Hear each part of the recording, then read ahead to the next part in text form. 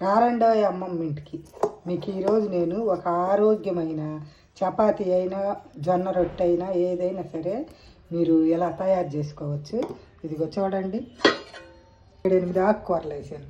తోటకూర, గోంగూర, పాలకూర, బచ్చల కూర, మెంతి కూర, చుక్కకూర, మునగాకు, పొన్నగంటి కూర, మామిడికాయ వేసి చక్కగా ఆకుకూర చేశాను.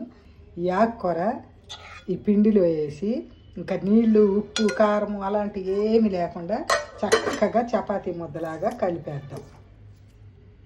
చూడండి, ఇలా కలిపేసుకుందాం. ఇది ఒక్కటే కాదు, ఏ కూర అయినా పప్పు అయినా ఏదైనా ఇలా కలిపేయచ్చు. దీన్ని చపాతీలాగా చేద్దాం. ఇప్పుడు పొయ్యి మీద పెనం పెట్టాను. పెనం హీట్ ఎక్కినాక ఈ చపాతీ దీని మీద వేసుకొని, ఇప్పుడు మీరు కావాలంటే దీని మీద ఆయిల్ అయినా వేసుకోవచ్చు, ఆయిల్ లేకుండా రోటీలాగైనా కాల్చుకోవచ్చు. ఆకుకూరతో చపాతీ రెడీ. అదిరిపోయిద్ది.